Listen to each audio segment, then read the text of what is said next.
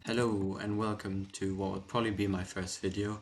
Today, as you have seen by the title, I'll be making a button selector panel because I've looked on YouTube because I really needed one and I found nothing that was good or small or was fit for the latest update with the latest features, which have of course made it possible to make them a lot smaller. So that's what I'll be showing you today. So let's get straight into it.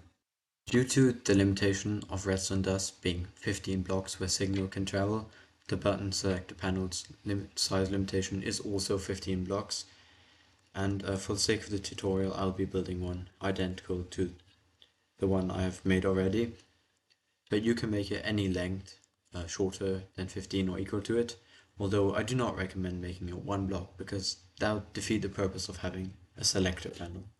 So I'll start off with building material of which I'll be using, which in my case is iron. You can use any solid block and start making a row of 15 blocks. Now I'll put a row of lamps on top of this, and then I'll put another row of blocks on top of these lamps. Now forward and down one from the button select panel, I'll make a row like this, and this will now be the front of our panel while this will be the back. Now 2 blocks down from here, you'll need to make another row of your building material and cover it with the redstone dust. Now you'll need to, behind the lamps, also make a row of your building material. And 2 blocks underneath that, also make another row of your building material. Now you'll want repeaters facing out of these blocks, which will later contain the buttons, facing like this, 4 block ticks of delay, which is now a bit inconvenient that I put this block, so I'll briefly remove that, and we'll have a repeater just going all the way down.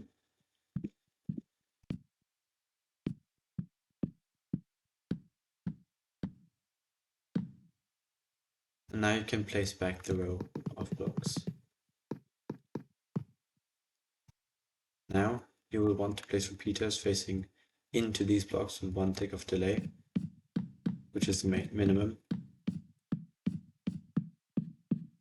Excellent. And now you'll want pistons facing out of this block, out of the repeaters that were on full delay.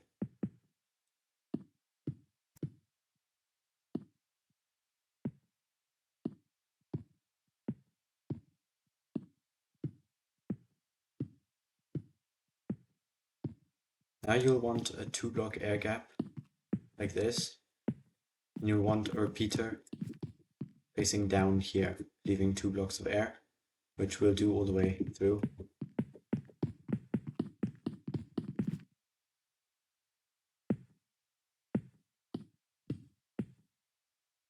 That was a bit too much. Okay, excellent. Now you want to place redstone blocks on the lower one of those blocks.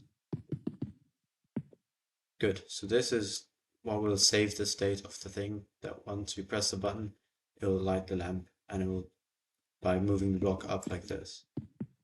Now, on this end, you want to go here and just break out this furthest repeater and replace it with a target block. Remember to replace the repeater on full delay. And underneath here, you will place a block like this, a repeater coming out on minimum delay, and now a block, a wax copper bulb, or a normal copper bulb, and a dropper also works, so there's options if you can't get any copper. Survival mode. Then you want a repeater facing, an observer facing out like this, and finally a block. On top of this, you'll place redstone, and then also take the redstone across the pistons. Now this very last block will need to have a block of iron, because this will have a signal strength of 1 when this is 15, which is why we need one more block which will power it. So this block will be powered, which will then power this piston. So that's the entire build done now actually, and we can just quickly get a button which we'll which we will need to, actually use anything. And these will go along the bottom here. As you see, I've already pressed a button by mistake, which has lit this lamp and moved the block up. Now you can press any button. It's pretty much spam proof. It will always take the last input. As you can see, you can power the very left and power the very right, and it will always select the latest one. So that's your working button selector panel. Now, in order to take an output, you'll need to come around the back, and judging by all the lamps, it should be pretty easy. You'll place a row of blocks here, and for this block you'll have to take around the side, and you'll just take a repeater, or you don't even need a repeater, but on this side you won't need a repeater, but here you will need repeaters.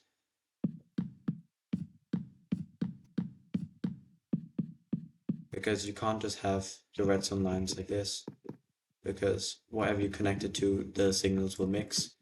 So what you can do here is place a block, another row of blocks in facing the repeater that the repeaters are facing into. And then base of this, you can have one line of redstone at the top and every second one, like this.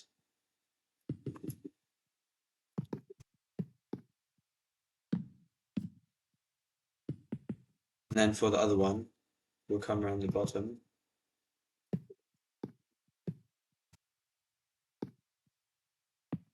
We will need a block here. And you can take the repeater input from down here. Because as you can see, if I place a redstone block here, it's powering to the bottom here. If I place a block here, it's powering to the top. So you can just follow this pattern all the way through, and that's how you'll take an output. And that's the tutorial finished. I hope you enjoyed. This was my first video. I hope more will come out soon.